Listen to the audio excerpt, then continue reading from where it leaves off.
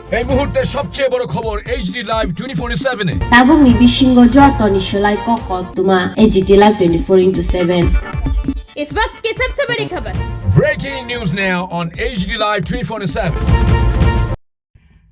পাহাড়ের রাজনীতিতে village committee নির্বাচনকে কেন্দ্র করে রাজনৈতিক পারদ দ্রুত চড়ছে। 587টি ভিলেজ কমিটির এই লড়াই যেমন স্থানীয় স্তরের প্রশাসনিক ভিত্তি গড়ার পরীক্ষা, তেমনি 2028 সালের বিধানসভা নির্বাচনের আগাম মহড়াও বটে। সম্প্রতি বিজেপি এবং তিপ্রামথার মধ্যে নির্বাচনী সমঝোতা ও আসন ভাগাভাগি নিয়ে টানাপোড়েন শুরু হতেই এক জটিল কৌশলগত পরিস্থিতির সৃষ্টি হয়েছে। আর এই দোলাচলের সুযোগ নিয়ে নিজেদের অস্তিত্ব টিকিয়ে রাখতে নিঃশব্দে চালছে জোটের ছোট শরিক আইপিএফটি।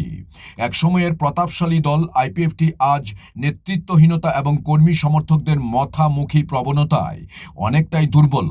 এই সাংগঠনিক সীমাবদ্ধতা সত্ত্বেও রাজনীতিতে টিকিয়ে রাখতে দলটির সামনে 4টি সম্ভাব্য রণকৌশল উঠে আসছে।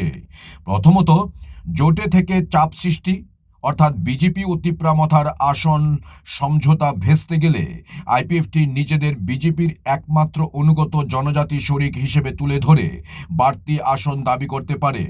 দ্বিতীয়ত, পকেটে প্রতীকী উপস্থিতি, অর্থাৎ সম্পূর্ণ পাহাড়ে লড়াই না করে নিজেদের পুরনো ঘাঁটি বা নির্দিষ্ট কিছু পকেটে প্রার্থী দিয়ে দলীয় অস্তিত্ব টিকিয়ে রাখা। তৃতীয়ত, ত্রিমুখী লড়াইয়ের সুযোগ, অর্থাৎ বিজেপি ও মথার ভোট কাটাকাটির সুযোগ নিয়ে ক্ষুদ্র জনজাতি গোষ্ঠীগুলির ভোট বাক্সে টেনে লাভবান হওয়া। আর চতুর্থত, শর্ত মেনে সমঝোতা, অর্থাৎ বাস্তব মেনে নিয়ে জোটের দুই বড় শক্তির বেঁধে দেওয়া শর্ত অনুযায়ী সীমিত আসনেই সন্তুষ্ট থাকা।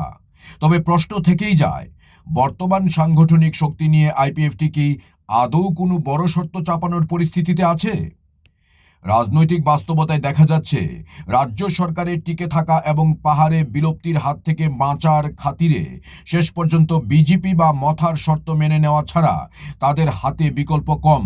তবে পাহাড়ের এই জটিল দাবা খেলায় আইপিএফটি নিজেদের কিছুটা দর কষাকষির জায়গায় রাখতে পারে কিনা, নাকি দুই বড় শক্তির ছায়ায় ঢাকা পড়ে যায়, তা সময়ই বলবে।